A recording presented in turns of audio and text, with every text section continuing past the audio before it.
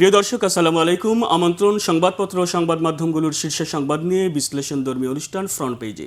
আপনাদের সাথে আছে আমি বেনজির আহমেদ। আজকে অতিথি হিসাবে আমাদের সাথে আছেন মাইনুল আলম, সিনিয়র সাংবাদিক। মাইনুল ভাই, আপনাকে স্বাগতম। শুভ সকাল। দর্শক, মূল অনুষ্ঠানে যাবার আগে আমরা দেখে নিব আজকের বিভিন্ন পত্রিকার সংবাদ শিরোনামগুলো। দৈনিক প্রথম আলো, ক্রয় ক্ষমতা কমছে 53 মাস ধরে, মূল্যস্ফীতি ও মজুরি, মূল্যস্ফীতি এখনও 9% বেশি, বিদায় রোনালদো, বিদায় পর্তুগাল, সাভারে এনসিপির সমাবেশ চলাকালে বিস্ফোরণ, আহত 4। দৈনিক আমার দেশ, বিতর্ক পিছু ছাড়ছে না জামায়াত এমপিদের, বাংলা ব্লকেডে অচল দেশ, সরকারি চাকরিতে কোটা পদ্ধতি বাতিলের দাবিতে 2024 সালের 7 জুলাই শিক্ষার্থীদের বাংলা ব্লকেড কর্মসূচি। দৈনিক ইত্তেফাক, রোহিঙ্গা ক্যাম্পে পাহাড় ধসে নারী শিশুসহ 8 জনের মৃত্যু, কক্সবাজার শহরে মারা গেছেন 1 জন। সৌদি আরব সফরে আমন্ত্রণ গ্রহণ করেছেন প্রধানমন্ত্রী, বাণিজ্য বিনিয়োগ সম্প্রসারণে আগ্রহী সৌদি সরকার। দৈনিক সমকাল, সংসদে নিষ্প্রভ জামাত, এমপিদের ভূমিকায় বিব্রত, অপ্রাসঙ্গিক ভুল তথ্য নিয়ে বিতর্কিত, ব্রাজিলের বিদায়, আশা আর্জেন্টিনায়। দৈনিক যুগান্তর, শ্বেতহস্তি কর্ণফুলী টানেল, অপচয় অনিয়মের পাহাড়, লুটপাটের খতিয়ান, অস্তিত্ববিহীন বাগান, 49 কোটি টাকা বাস্তবায়নে 2 অর্থবছরে 3 ধাপে, আর্থিক সংকটে কাটছাঁট হচ্ছে নবম পে স্কেল। দৈনিক মানব জমিন, প্রধানমন্ত্রী বেতনের 10% গরিবদের জন্য দিচ্ছেন, মন্ত্রীদের দেওয়ার আহ্বান। উখিয়ায় পাহাড় ধসে 9 জনের মৃত্যু, রাতের ঘুম ভাঙল না আর তাদের। লড়াইটা মেসির সঙ্গে সালার। দৈনিক কালের কণ্ঠ, নেইমারের বিদায়, মেসিদের পরীক্ষা, নতুন পে স্কেল 3 ধাপে বাস্তবায়নের পরিকল্পনা, দেশের স্বার্থে সবাইকে দায়িত্বশীল ও সচেতন হতে হবে, প্রধানমন্ত্রী। দৈনিক কালবেলা, ব্যাংকে মর্টগেজ রাখা জমি এনওসি দিয়ে বিক্রি, ধর্মীয় সাইনবোর্ডের দখলে থাওয়া ইস্টার্ন হাউজিংয়ের, মেসিকে ঘিরেই স্বপ্ন আর্জেন্টিনার। দৈনিক ইনকিলাব, সরব হচ্ছে আওয়ামী লীগ, আওয়ামী লীগের বিচার দাবি করেছি আমরা, অন্যরাও করেছেন, খুব শিগগিরই রাজনৈতিক দল হিসাবে তাদের বিচারের কাঠগড়ায় নিয়ে যাওয়া হবে, স্বরাষ্ট্রমন্ত্রী সালাউদ্দিন আহমদ। করিডোর কূটনীতি ও বাংলাদেশের জাতীয় স্বার্থ। বাংলাদেশ প্রতিদিন, শিরোপার দৌড়ে জায়ান্টরা, বিভক্তি নয় দেশ বাঁচাতে ঐক্য চাই, প্রধানমন্ত্রী। দেশ রূপান্তর, বিদায় ব্রাজিল, দুশ্চিন্তায় আর্জেন্টিনা। দৈনিক নয়া দিগন্ত, নীতিগত ভুলে 2.5 লাখ কোটি টাকার খেসারত, বঙ্গোপসাগরের গ্যাস না তুলে আমদানি, বিশ্বকাপ থেকে ব্রাজিলের বিদায়। দৈনিক বণিক বার্তা, রাখাইন সমীকরণ, চীন, বাংলাদেশ, ভারত যেভাবে নতুন করে মিয়ানমারের ভবিষ্যৎ লিখছে। The Daily Star, danger looms over the fragile hills of CTG. Thousands remains at risk as heavy rain raises fears of more landslides. Landslides killed 8 Rohingyas in refugees campus. Another dies in Cox's Bazar town. The New Age, landslide killed 8 Rohingyas among 10. July Mars bomb blast injures 3 at Savar NCP rally. Daily Observer, Cox's Bazar landslide killed 10. আমরা বিভিন্ন পত্রিকার সংবাদ শিরোনামগুলো দেখছিলাম।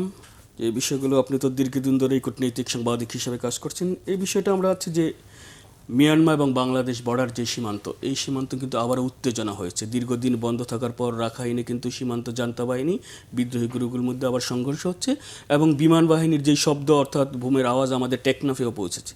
তো এই বিষয়ে রাজনৈতিক বিশ্লেষকরা বলছেন যে আবার করে রোহিঙ্গা অনুপ্রবেশের একটা শঙ্কা দেখা দিতে পারে। কিভাবে দেখবেন? না, রোহিঙ্গা ইস্যুটা এমন একটা ইস্যু, এটা সমস্যা না, সংকট। এটা বাংলাদেশের জাতীয় সংকট। এটা এই অঞ্চলের, বাংলাদেশ সহ এই দক্ষিণ পূর্ব এশিয়ার, বাংলাদেশ, মিয়ানমার সীমান্ত, ভারত সহ চীন পর্যন্ত যদি আপনি চিন্তা করেন, এটা বড় সংকট।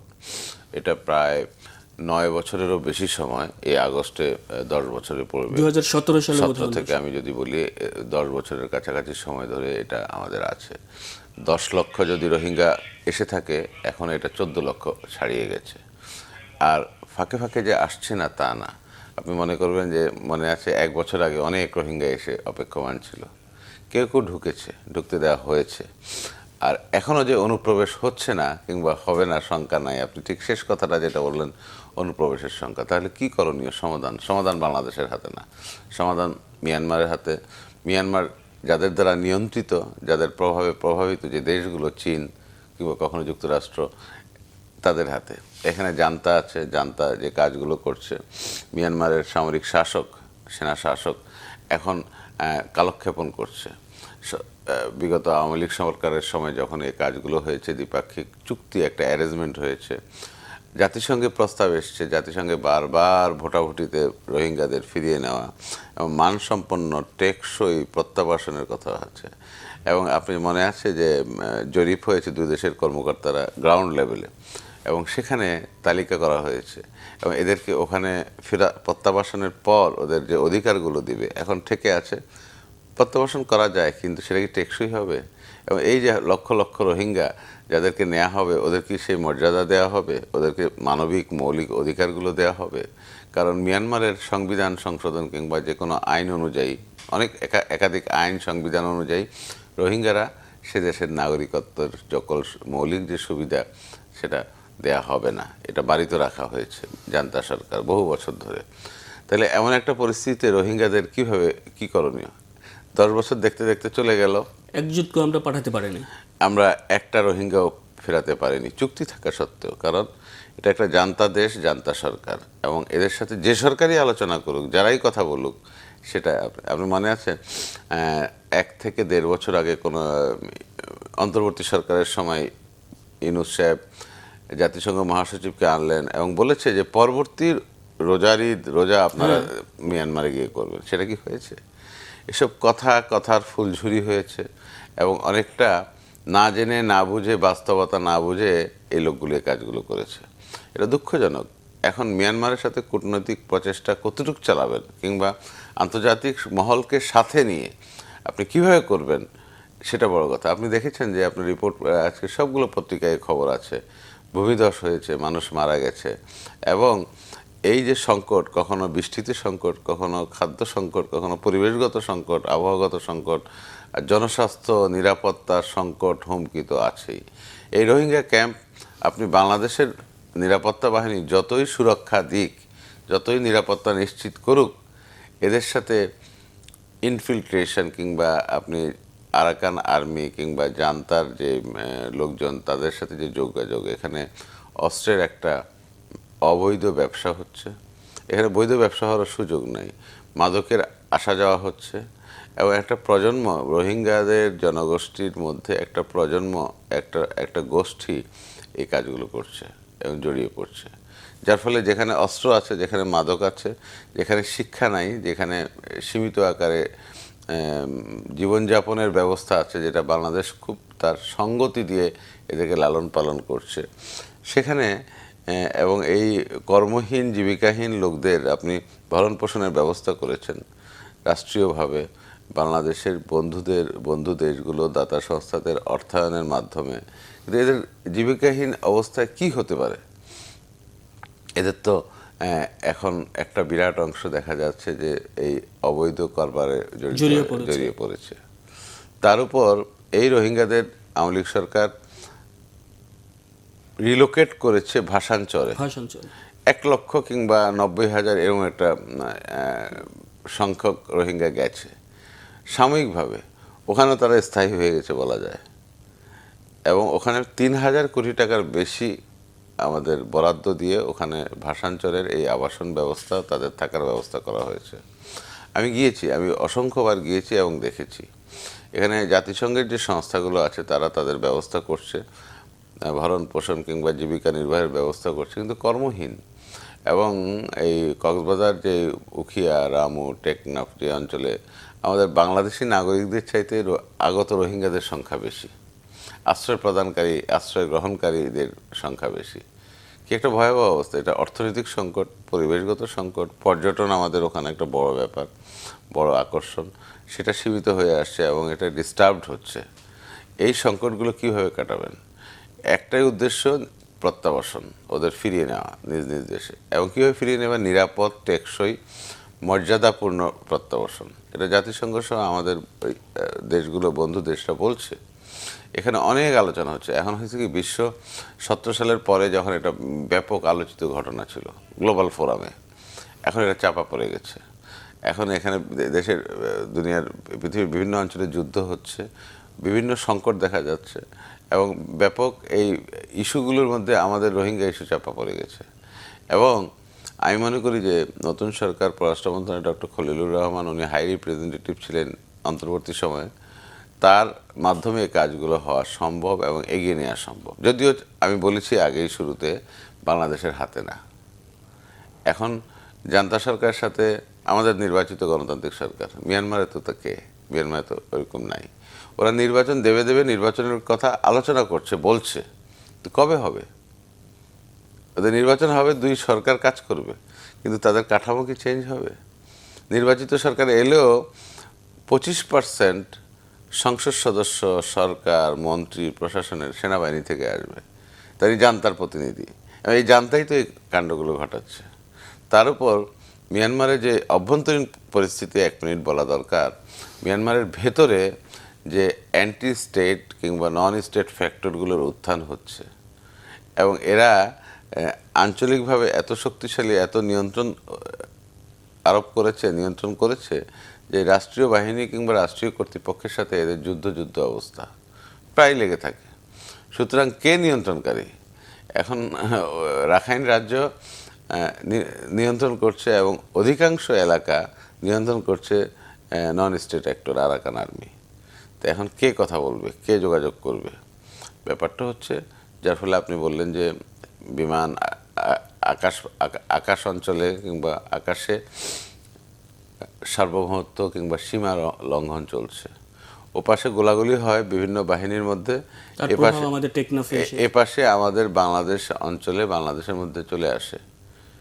এখন এই মিয়ানমারকে আপনার প্রেশার ক্রিয়েট করবে কারা? স্টেক হোল্ডার, অর্থাৎ যারা, আপনি যারা বলছেন যে, যেমন চীন, কিন্তু বর্তমান প্রধানমন্ত্রী চীন সফর নিয়ে আমরা দেখেছি, সেখানে আলোচনা হয়েছে যে রোহিঙ্গা প্রত্যাবাসনে মিয়ানমারের মুরব্বীকে এটা দেখতে হবে। মিয়ানমার কোন দেশের সাথে খুব বেশি সখ্যতা, অর্থনৈতিক, সামরিক, রাজনৈতিকভাবে নির্ভরশীলতা? একমাত্র প্রথমেই যদি আপনি বলেন চীন, তার উপর রাশিয়া, এবং এই দুটি দেশ মিয়ানমারের দ্বারা প্রভাবিত, মিয়ানমারকে নিয়ন্ত্রণ করে। এবং এই দুটি দেশ জাতিসংঘের নিরাপত্তা পরিষদের যে স্থায়ী সদস্য, তারা ওখানে মিয়ানমার যে কথা বলে, মিয়ানমারের অবস্থানের পক্ষে অবস্থান নেয়, বাংলাদেশের পক্ষে নেয় না। কোনো প্রস্তাব নিরাপত্তা পরিষদে ভেটো দিয়ে তারা মিয়ানমারের পক্ষে অবস্থান নেয়।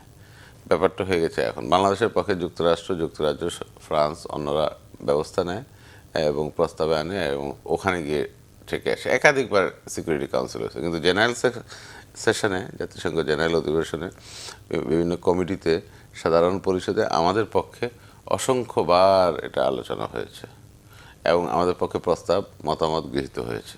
তো চীন যদি এক্ষেত্রে সক্রিয় ভূমিকা পালন করে, চীনকে বুঝতে হবে, বুঝাতে হবে, চীনের সাথে কাজ করতে হবে। আমার মনে হয় একটা নতুন প্রক্রিয়া, মেরুকরণ শুরু হবে। এটা সময় সাপেক্ষ, কিন্তু আমরা আশাবাদী হতে চাই যে মাননীয় প্রধানমন্ত্রী তারেক রহমান সফর করে এসে যে কথাটা বলেছেন, এবং ওখানে যে আলোচনা হয়েছে চীনের প্রেসিডেন্ট, প্রধানমন্ত্রীর সাথে, তারা আমাদেরকে সমর্থন দেবে এবং এক্ষেত্রে একটা বাস্তব উদ্যোগ নেবে। ওকে, আমরা আরেকটা বিষয় যাচ্ছি। আপনার গতকাল সাভারে এনসিপি সমাবেশে একটা আপনার ককটেল বিস্ফোরণ হয়েছে, সেখানে 4 জন আহত হয়েছে। এনসিপি নেতারা, নাহিদ ইসলাম বিরোধী দলীয় উপনেতা, উনি বলেছেন যে সরকারি প্রশাসনের সহযোগিতায় হয়েছে হামলা, 48 ঘন্টার মধ্যে বিচার দাবি করছেন। আমরা দেখছি রাজনৈতিক পরিস্থিতি কি আবার অস্থিতিশীল, বা কোনো ষড়যন্ত্র হচ্ছে কিনা? সরকার যখন এই কর্মসূচি যখন চলছিল, নিশ্চয়ই আমার ধারণা আইনশৃঙ্খলা বাহিনীকে অবহিত করা হয়েছিল এবং সেটা পর্যাপ্ত ব্যবস্থা করা হয়েছিল। এটা এই মুহূর্তে আমি মন্তব্য করতে চাই না কে করেছে, কারা দায়ী, কিন্তু ঘটনা ঘটেছে, 4 জন আহত হয়েছে, এবং এটা আমরা সরাসরি কিছু লাইভ ফুটেজ দেখেছি, এবং ভিডিও ফুটেজে এসছে যে একটা বোমা বিস্ফোরণ এবং একাধিক বিস্ফোরণ হয়েছে, মানুষ ছুটাছুটি করছে। অবশ্যই এটা তদন্ত করে ব্যবস্থা করা উচিত বলে আমি মনে করি। হ্যাঁ, একটা বিষয় হচ্ছে আপনার আওয়ামী লীগ ফিরে আছে বা শেখ হাসিনা ফিরে আছে বলে আমরা দেখেছি, বিভিন্ন সামাজিক মাধ্যম সহ বিভিন্ন সরব হচ্ছে আওয়ামী লীগ। অন্যদিকে স্বরাষ্ট্রমন্ত্রী বলেছেন যে খুব শিগগিরই আওয়ামী লীগ দল হিসাবে তাদের বিচার কার্য শুরু করা যেতে পারে। চিফ প্রসিকিউটর বলেছেন যে কার্যক্রম। তো তো আসলে আওয়ামী লীগের পতিত আওয়ামী লীগ সরকার, আওয়ামী লীগের যে নেতৃবৃন্দ, শীর্ষ নেতৃবৃন্দ একাধিক অসংখ্য মামলায় অপরাধী। এটা আইনি বিচারের ব্যাপার। আইসিটি তো অপরাধ ট্রাইব্যুনাল তো বিচার একটা করেছে, রায় দিয়েছে, আরও রায় হয়েছে এবং অন্যান্য নেতৃবৃন্দর বিরুদ্ধেও হয়েছে। কারণ যে অপরাধটা হয়েছে এবং এটা যদি বিচার করা না হয় তাহলে তো আবার হবে। এবং স্বরাষ্ট্রমন্ত্রীর বক্তব্যকে আমি গুরুত্ব হিসাবে দেখতে চাই। এতে সরকারের নীতি এবং অবস্থানটা স্পষ্ট হয়ে আছে। এখন আওয়ামী লীগের নেতৃবৃন্দ অপরাধ করেছে, কিন্তু সমর্থকরা তো করেনি। সাধারণ মানুষ 20%, 25%, 15%ই ধরেন, এরা তো একটা গোষ্ঠী, এরা তো এদেশের নাগরিক।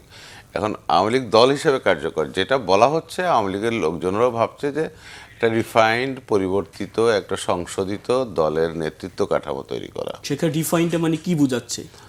যারা অভিযুক্ত তাদেরকে রাজনীতি নেতৃত্বে আনা ঠিক হবে না, এটাই কথা বলা যাচ্ছে। তা আমার মনে হয় যে একটি কার্যক্রম নিষিদ্ধ, একটা তো সরকারি আদেশ দ্বারা এটা কার্যক্রম নিষিদ্ধ হয়েছে এবং এই নিষিদ্ধ কার্যক্রম এখন নিষেধাজ্ঞা বহাল আছে। সুতরাং এক্ষেত্রে আওয়ামী লীগের কার্যক্রমে তো প্রসঙ্গ আসে না। এখন রাজনৈতিক সমাধান কি? রাজনৈতিক সমাধান হচ্ছে বিএনপি সরকার, জনাব তারেক রহমানের সরকার নিশ্চয়ই এটা ভাববে কিংবা করবে। এই যে জুলাই মাস উনি তো বলেছে জুলাই হত্যাকাণ্ডের প্রতিটি ঘটনার বিচার হবে। আবার উনি বলেছেন যে দেশকে বিভক্ত করা যাবে না, প্রতিহিংসা বলে ঐক্যবদ্ধভাবে। সুতরাং আইন প্রতিহিংসাকে দূরে রেখে, এবং প্রতিহিংসা যে ভালো না গত 17 বছরে আমরা দেখেছি, 15 বছর 17 বছরে দেখেছি, প্রতিহিংসাকে দূরে রেখে আইনগতভাবে সব ব্যবস্থা নেওয়া উচিত বলে আমি মনে করি। কিন্তু অনেকে আবার বলছে প্রতিহিংসা বানানো মানে তাহলে আওয়ামী লীগ যে আপনার এই যে হত্যাকাণ্ড চালিয়েছে তাদের ছাড়ে দিয়ে। না, এটা তো বলেনি, আইনগতভাবে বলেছি। এটা তো অপরাধ, হত্যাকাণ্ড অপরাধ না।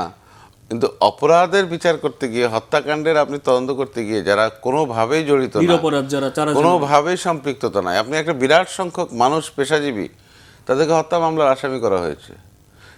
তারা ছিল যার যার কাজে কর্মে, বাড়িতে কিংবা বিভিন্ন জায়গায় ঘটনায় আসামি করা হয়েছে। তো এটা কি সঠিক আইনি তদন্ত হওয়া উচিত না? এই বিষয়গুলো প্রতিকার করা উচিত এবং যারা জড়িত, যাদের ইন্ধনে হয়েছে, নির্দেশে হয়েছে, যারা ক্ষমতাসীন অবস্থায় করেছে, সেটা করা উচিত এবং প্রকৃত হত্যাকারী কিংবা প্রকৃত বিচার করা উচিত। যেমন সরকারে যে থাকে দায়িত্বটা তার। 5ই আগস্টের আগের দিন পর্যন্ত সরকারে ছিল আওয়ামী লীগ, সুতরাং দায়িত্ব তাদের। কিন্তু সাধারণ মানুষ, সাধারণ নাগরিক, পেশাজীবীরা কেন এসে প্রতিহিংসার শিকার হবে? সুতরাং এই মামলাগুলো করে এভাবে যারা গণমামলা বলা হয়, গণহারে মামলাগুলো দিয়ে এটার মেরিটটাকে নষ্ট করা হয়েছে এবং এটা তদন্তের মাধ্যমেই সমাধান করা সম্ভব বলে আমি মনে করি। ওকে ভাই, আমরা একেবারেই সময় শেষ পর্যন্ত আপনাকে ধন্যবাদ। প্রিয় দর্শক, ফ্রন্ট পেজ আজ এ পর্যন্তই। আগামীকাল দেখা হবে ঠিক একই সময়ে। ভালো থাকুন, সুস্থ থাকুন, শুভ সকাল।